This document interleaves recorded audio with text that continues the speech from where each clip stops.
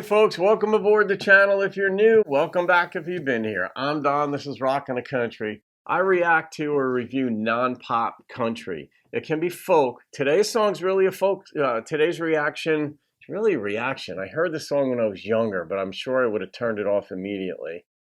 But in any case, it's more folk. But I'll do Western, could be bluegrass, certainly traditional country, which is a main staple of the channel. But it's non-pop country. So let's see, Janis Ian's song at 17.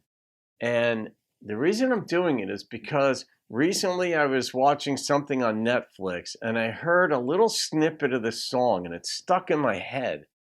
And I was like, I've got to do that for the channel.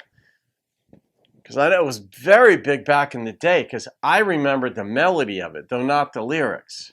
And certainly hearing songs when you're older, you understand more of the context and the visuals, the lyricist is painting and all that. So here we go.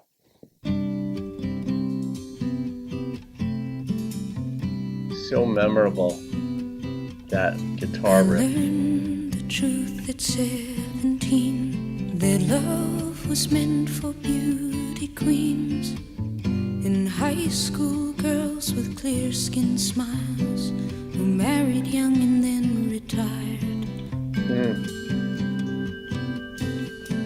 The Valentines I never knew, the Friday night charades of youth were spent on one more beautiful.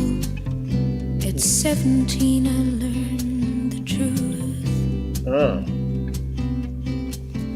And those of us with ravaged faces, lacking in the social graces, desperately remained at home, inventing lovers on the phone who called to say, come dance with me, and murmured vague obscenities. It isn't all it seems, it's 17.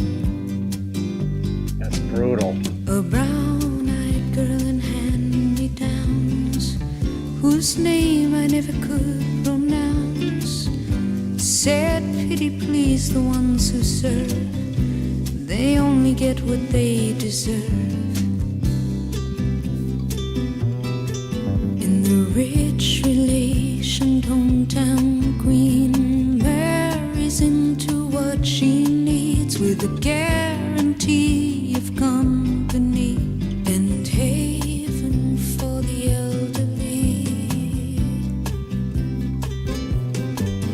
Remember those who win the game lose the love they sought to gain in debentures of quality and dubious integrity. The small town eyes will gape at you in dull surprise when payment due exceeds accounts received at 17. God. Man. This is brutal. To those of us who knew the pain of Valentines that never came, and those whose names were never called when choosing sides for basketball. Yeah. It was long ago and far away. The world was younger than today, and dreams were all they gave for free to ugly duckling girls like me. Yeah, that's rough. We all play the game, and when we dare to cheat ourselves at solitaire, inventing lovers on the phone, repenting other lives unknown. They call and say, come dance with me, murmur vague obscenities that ugly girls like me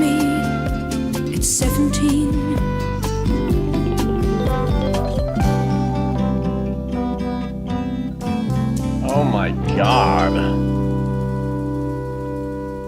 Jesus. I never knew that was what this song was. Just about girls who are not pretty. Like she referred to it like ravaged faces, like hers. You don't get the guys. You don't get to go out on the Friday nights. And then you have to invent, Valentine's that never showed up. And you're like, oh my God, what a long day that would be. And then the aftermath the next day of knowing you never got a Valentine's. And I know I'm thinking back to my youth. There were girls like that. And I'm thinking of who they are. But that this is what they went through is just brutal. There's always somebody better looking than you. Generally, there's someone worse looking than you. And I mean, that's the nature of life, too. Not everybody wins the quote unquote genetic lottery. There are preferences in every culture.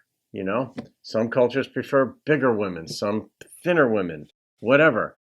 And with guys, whatever. There are definite cultural preferences, and then people get into like, oh, are they the right religion or whatever? But it generally starts with the physical appearance. And certainly in elementary school, middle school, and high school, kids are brutal. But you learn toughness at that age too, whether it's for guys to fight or watch yourself, learn how to navigate the waters of who's like dangerous and who's not, who you can laugh with. Like you learn that at that age.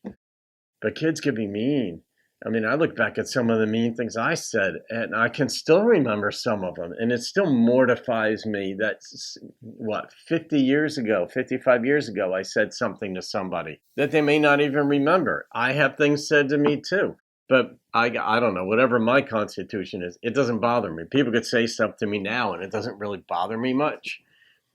I don't like mean-spiritedness. I don't like when they've got that mean bone in them. But I don't mind if somebody's cracking on me. My friends do it. My sisters do it. I mean, people do it. And in Jersey, it's kind of like a form of love. If you have a creative insult on someone, it means you're paying attention to them. And we see that as a form of love. Most of us do anyway.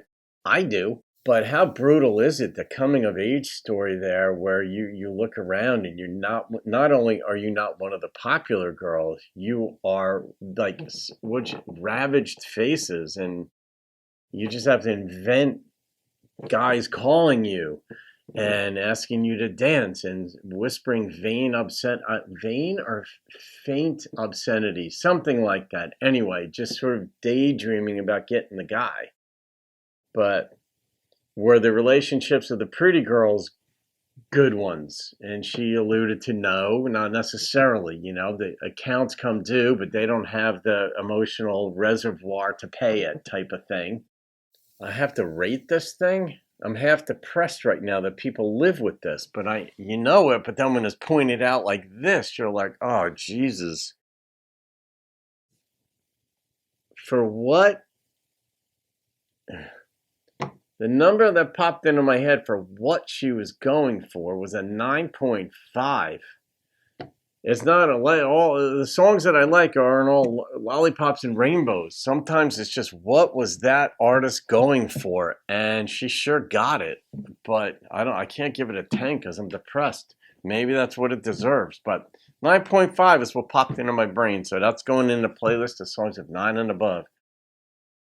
Woo! I know most of us are going to have a better day hearing how some people live, but nonetheless, have a great day, guys. I'll see you on another video. Keep rocking the country and folk.